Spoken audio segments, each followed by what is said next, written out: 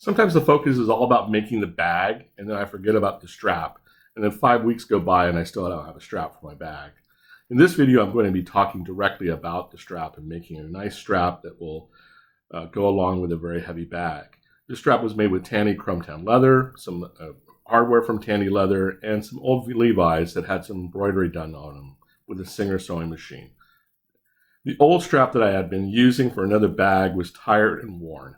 I noticed that just a single layer of leather doesn't really do very much. It will stretch with time, it begins to fray, and it just doesn't, meet up to standards. The rivets and the hardware was great, but I needed to do something different. So in this video, I'm going to show you a different way that I made this strap, and it's so much nicer, it's stronger, and it's aesthetically more pleasing, and it also uses some upcycled materials, which is available like Levi jeans that you may not use anymore. I hope you enjoy this video. But first, this list is not exhaustive, and this video is not meant to teach you actually how to do everything. But the materials I use are pull-up leather, old Levi's, one buckles, some rivets, a swivel quick releases, and connectors for the bags to connect. Equipment, I use a walking foot, a sewing machine, a domestic zigzag. I also used a baby lock to overlock the Levi's rivet setters. And final, nobody's sponsoring this content. It's just for fun, and I'm publishing it so that other people may enjoy it and learn from it and be inspired to do, maybe do the strap first instead of the bag. For most of this video, I'm going to keep quiet because this is not really a how-to instructional video. This strap I'm making is very specialized for this bag, and I assume that anybody watching this is probably going to want to customize it and make something special for their own project. But here I am starting to cut out the leather, and for the most of this video I'm just going to keep quiet, and I think that you can tell by watching it exactly what's going on.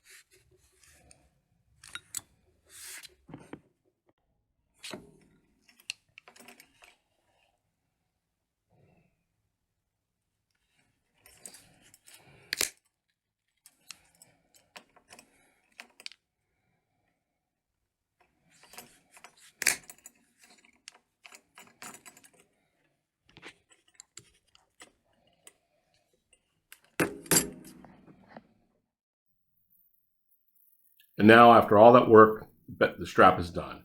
It's super strong. It's going to last. I like the equipment, the buckles, and the swivel disconnectors.